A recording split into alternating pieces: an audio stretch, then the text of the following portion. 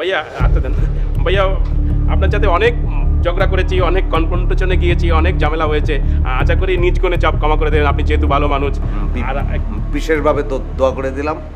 একজন বহুমুখী অভিনেতা সাকিন সুরিসুরির রওশন, আলতা সুন্দরীর গুলজার, এফএনএফ এর আক্কাস, হাউসফুলের মমতাজ, গ্র্যাজুয়েটের কুল রকি ভাইয়া বাংলাদেশের একজন আন্ডাররেটেড অভিনয় শিল্পী। এগুলো একটাও নাটকের প্রধান চরিত্র না, অথচ চরিত্রগুলো এমনভাবে আমাদের হৃদয়ে গেঁথে গেছে যে আমরা ভুলতে পারি না। এইসব চরিত্রগুলোকে যিনি স্মরণীয় করে রেখেছেন তিনি মামা মোর্শেদ, একজন বহুমুখী অথচ আন্ডাররেটেড। খুনকার বংশের সাওয়াল থেকে শখেস উচ্চারণ করা আক্কাস প্রতিটা চরিত্রে নিজের বাচনভঙ্গি আর অভিনয় সক্ষতার জানান দিয়েছেন মামা মোর্শেদ। বরিশালে জন্ম নেওয়া এই অভিনেতার শুরুটা হয়েছিল পাড়ার একটা থিয়েটার থেকে। এরপর ঢাকায় এসে মঞ্চে অভিনয় শুরু করেন, সেখান থেকেই টিভি নাটকে আগমন।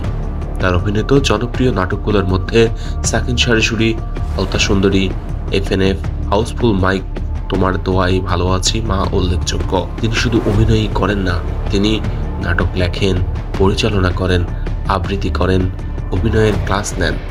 এত সব প্রতিভা থাকা সত্ত্বেও তাকে নিয়ে তেমন আলোচনা হয় না, লিঙ্ক নেই, তার হয়তো তেমন কোনো নিজস্ব ব্যক্তি নেই মিডিয়া পাড়ায়। ভাড়ামি না করেও মানুষকে হাসানো যায়, ছোট ছোট চরিত্র করেও স্মরণীয় হওয়া যায়। তার উৎকৃষ্ট উদাহরণ মামা মোর্শেদ।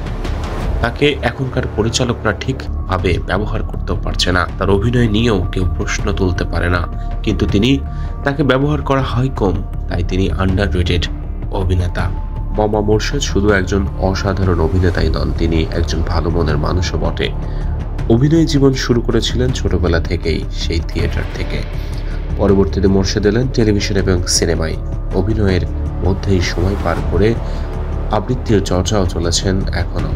ফিল্ম ক্লাব আন্দোলন, শর্ট ফিল্ম ফোরাম, ফিল্ম শিক্ষা করেছেন বহুভাবে দেশি বিদেশি একাধিক শিক্ষকের অধীনে। কবিতা লেখার চর্চা, স্ক্রিপ্ট লেখার চর্চা, এডিটিং শিক্ষাও করেছেন। ডিরেকশন শুরু করেছেন খুব সফলতার সঙ্গেই।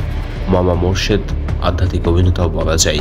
এই কারণে অভিনয়ের সময় উনি শুধু চরিত্রর স্পিনটাও মাথায় নিয়ে শুরু করেন, বাকিটা উদয় হয় কেমন যেন অলৌকিকতার সঙ্গে। এই স্পিরিচুয়াল অ্যাক্টরের সাথে সাম্প্রতিক আলাপচারিতায় উঠে আসে তার আরও বিস্তারিত। তার জন্মস্থান সোনাখালী, বামনা উপজেলা, বরগুনা নানাবাড়িতে শৈশব কেটেছে মূলত 4টি জায়গায়: শৈলকুপা, ঝিনেদা, নানাবাড়ি, দাদাবাড়ি, আমুয়া, ঝালকাঠি এবং বরিশাল শহরে। কৈশোর এবং যৌবনের কিছু অংশ কেটেছে বরিশাল সদরে। বরিশাল উদয়ন স্কুলে পড়াকালীন বক্সিং, জুডো, ক্যারাতে এবং অভিনয়ের সাথে পরিচয়। কলেজকালীন সময়ে অভিনয়ের পাশাপাশি যুক্ত হয় আবৃত্তি, কবিতা লেখা এবং ফিল্ম শিক্ষা। এরপর ঢাকায় পড়তে এসে নানান কিচ্ছা কাহিনী। এখন চলছে জীবন অনিয়মে। তার স্বপ্ন নির্দিষ্ট ছিল না, স্বপ্ন পরিবর্তিত হতো বারবার তার নতুন বাস্তবতার সাথে, নতুন জ্ঞানের সাথে। এই অভিনেতার জন্য রইল শুভকামনা, তিনি বারবার আলোচনায় থাকুক, ভালো সুস্থ বিনোদন দিতে থাকুক, এই আশা করি। ধন্যবাদ।